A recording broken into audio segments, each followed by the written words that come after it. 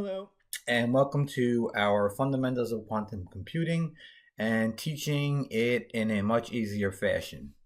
I'm going to be your teacher today. I'm Daniel A. Sable, and we're going to be talking about superposition and entanglement and how exactly they play out in the quantum computing field.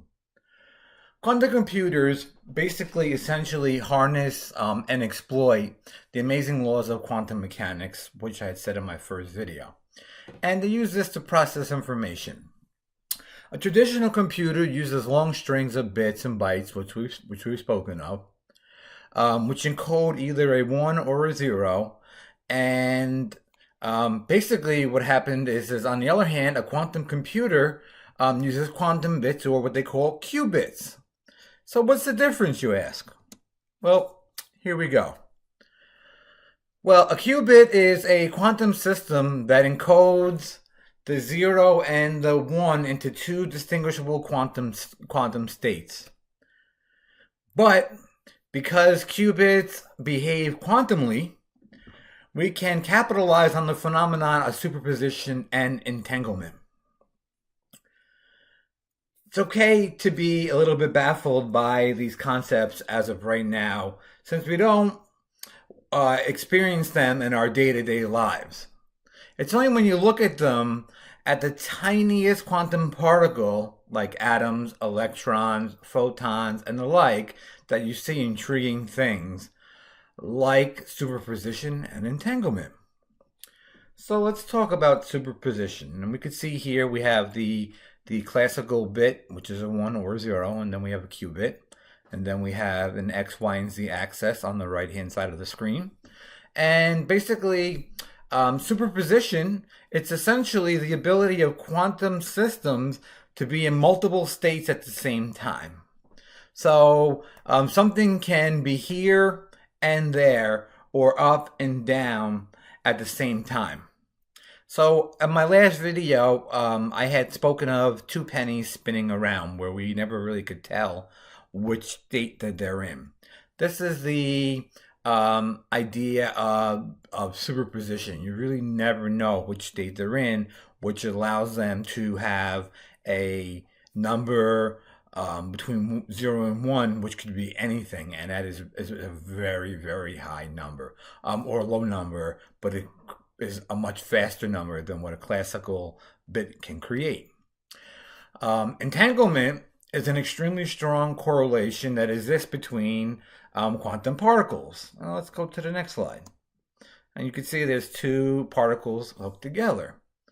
It's so strong, in fact, that the two or more quantum particles can be inextricably linked in perfect unison, even if separated by great distances, okay?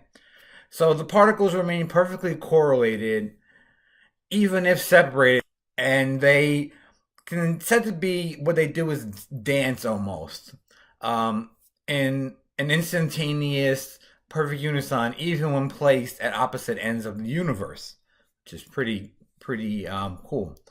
The seemingly impossible connection, I mean, it inspired Einstein to describe entanglement as a spooky action at a distance, which is pretty cool. So you're probably asking yourself, why do these quantum effects matter? Well, first of all, they're fascinating, but even better, they'll be extremely useful to the future of quantum computing and communication technology. So we give a lot of thanks to superposition and entanglement. A quantum computer basically can process a vast number of calculations simultaneously. So think of it this way.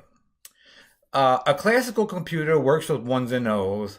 A quantum computer will have the advantage of using O's, ones, zeros, and superpositions of these ones and zeros. Certainly, difficult tasks that have long been thought impossible, okay, for classical computers will ultimately be achieved quickly and efficiently by quantum computers. Let's move into the next slide so you can see, and this is actually a qubit. You're looking at a chip, and you can see this is what the chips look like inside of a quantum computer. Um, and on the little, those little gold things that you see there is where the quantum um, state or where the quantum material sits. Um, so let's talk about this quantum computing and classical computing. Okay, so what's the difference really? I mean, everybody thinks why. So factoring large numbers for starters is one of the things a quantum computer can do that a regular computer cannot. Well, multiplying by two large numbers is easy for any computer, but calculating the factors of a very large number, say 500 digits, um, on the other hand, is considered impossible for any classical computer. Okay? In 1994, Peter Shor, who was up at the Massachusetts Institute of Technology and was also working at AT&T Bell Labs at the time, unveiled that it is a fully working quantum computer were available, it could factor large numbers easily without any problems at all. So, why do you want to factor large numbers easily? Well, nobody wants to factor very large numbers. That's because it's so difficult. Even for the best computers in the world today, the largest, in fact, the difficulty of factoring big numbers is the basis of much of our present day cryptography. Okay? So it's based on math problems that are too tough to solve. So, for instance, we have RSA encryption. This is the method used to encrypt your credit card number when you're shopping online. And that relies basically completely on a factoring problem. The website you want to purchase from gives you a large public key, which anyone could basically access, and it encodes your credit card information. This key actually is the product of two very large prime numbers known only to the seller. The only way anyone could intercept your information is to know these two prime numbers that multiply to create the key.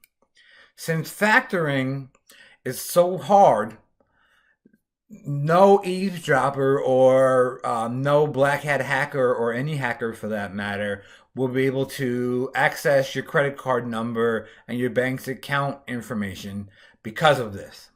Unless, that is, somebody's built a quantum computer and is running Peter Shor's algorithm.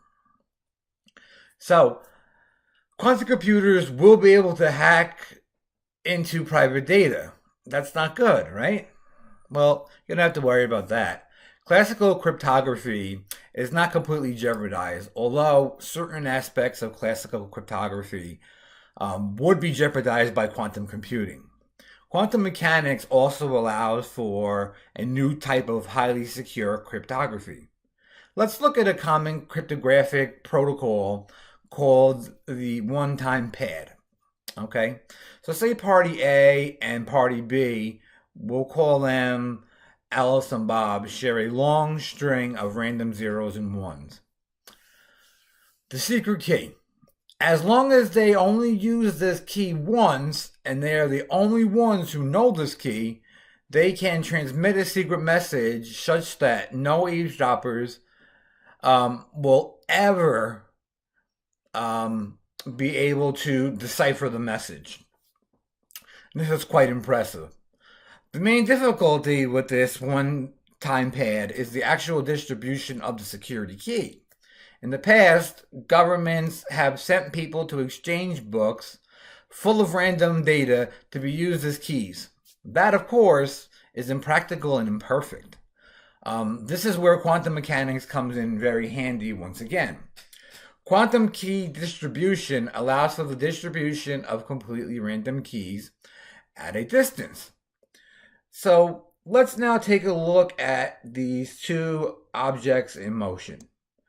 So we're going to watch here a quick little video, and we're going to be able to see the two positions, the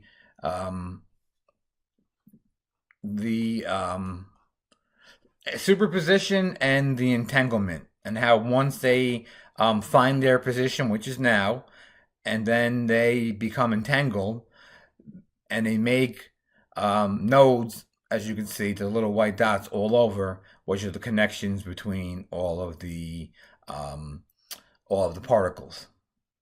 So this is kind of an overview of how quantum computing works and what superposition and entanglement are.